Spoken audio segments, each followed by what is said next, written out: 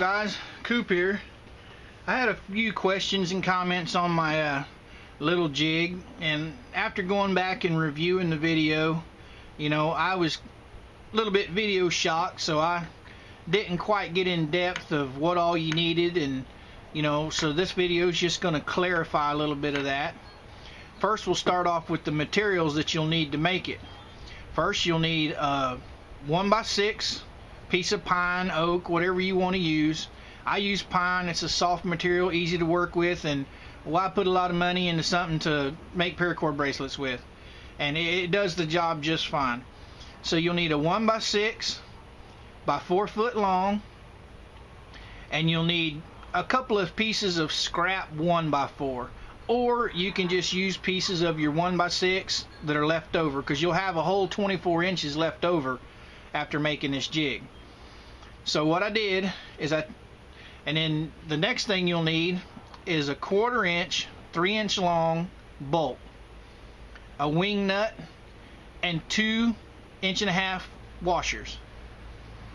Now the bottom washer, I'll show you how I did this. It helps lock everything in.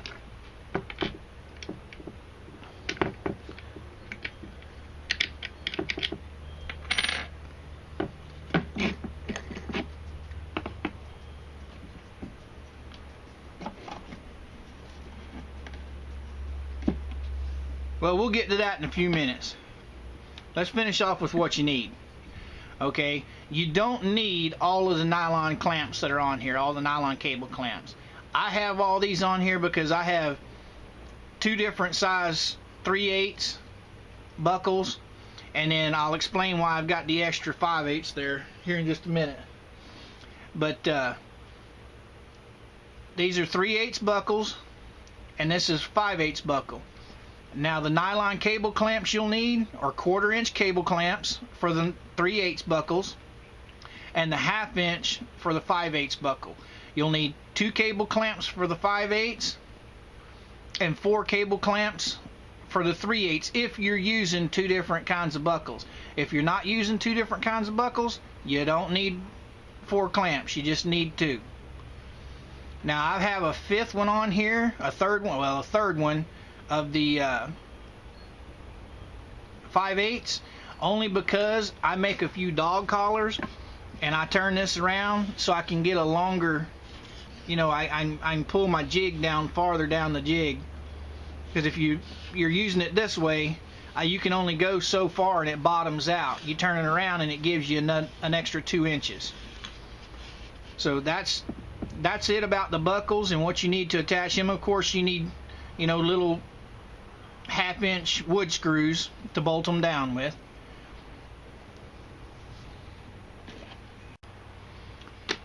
Now these little pins here, I didn't explain in my last video what they are. I don't even know what kind of pins these are. I know I picked them up at Harbor Freight in the welding section. They had them marked down to I don't know, 99 cents for a box of 300. I bought them because I thought they'd be nice pins to put in knife handles, but I've been using them for all kinds of stuff. I use them in, I drill holes, little pilot holes at each end of my jig, so when I'm making key fobs, I can wrap around these posts. So that's what the little pins are that I forgot to explain what they were last time in the last video. And to make these, you don't have to go to Harbor Freight and buy these pins. You can use screws or dowel rod. I suggest you use dowel rod. Dowel rod's real cheap. It's easy to find. You just drill you countersink you a little hole in there to where it stands in there. You can, I'm not going to give you the dimensions of it because that's just something you can do on your own. Figure out, what is easiest for you. Now, as for actually making the thing, you take the 24-inch board that you bought, you cut it completely in half. That'll give you a 24-inch piece, or a little under, but it'll give you a 24-inch piece. Then you take the other piece, cut you a board, a 1x4 piece out of it, 6 inches wide or 6 inches long, 4 inches wide, then cut you another one that's 6 inches long, 3 inches wide. On the 4-inch one, we'll get to that in a minute. We'll set that right there. Take your board that you're going to make your jig out of, come up to the top and drill you a hole. I'd suggest the biggest drill bit you got that comes close to whatever you can get a jigsaw blade down into. And I just marked a line, 2 lines down the center of the board. I basically took my screw, just sat there, marked 2 lines, drew 2 lines, took my jigsaw and followed the lines, cut it out. And you want it right just a little bit wider than your bolt is, that way it'll slide easy. But 1/4 inch bolt, that's all you need. And then what I was talking about the washer earlier, I use the 1.5-inch washers because if you can see here how I've got them bent, that comes in real handy. I took it out and put it in my vise. You don't have to do this, but it helps. It helps keep your buckle slide from moving while you're actually doing the buckles. What I did is I just bent it a little over 1/8 of an inch. Took my file. I don't know if you can see that or not. I took my file and just put little teeth in it.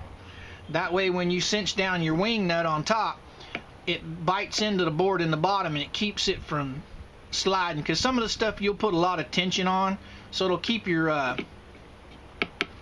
slide from moving.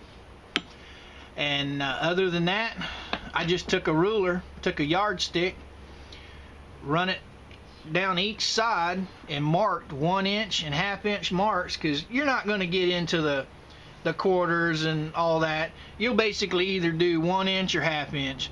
If you want to put 1/4 inch marks on there, you can. I didn't, but basically you can see what I've done here. I just used a square to draw my lines across. I actually made the lines a little thicker than what I needed, but I know when I set my slide, I set it below I put it right on the line, right below it, to where it's just running right even with it, and that's your exact measurement. The thickness above it, it's just for keeping it on here longer, making it a little bit clear for my blind eyes to see. Anyway, if you have any comments or questions, put them below. I'll get back to you as soon as I can. I'll run down one more time what you need. You need a 1x6 4-foot long piece of wood. You need a 3-inch 1/4 inch bolt, 2 1.5-inch washers, 1 wing nut. Most people will only use 2 sizes of buckles, so you'll need your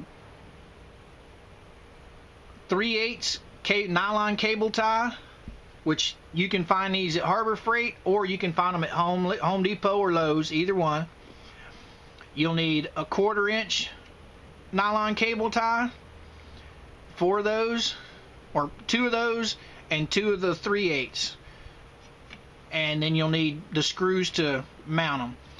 Now when you're mounting these things, I almost forgot to mention, when you're mounting all this and you're lining it up, best thing to do is snap your buckles together.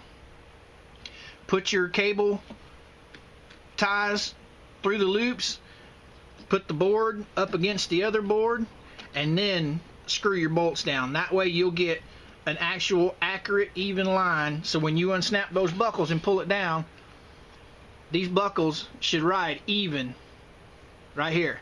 That way you've got an accurate even measurement anytime you make a bracelet. So you set it on 9 inches, it's going to be 9 inches. Alright guys, I think that pretty much explains it a little bit better than the last one. So if you have any comments or questions, put them below. I'll get back to you as soon as I can. Coop out.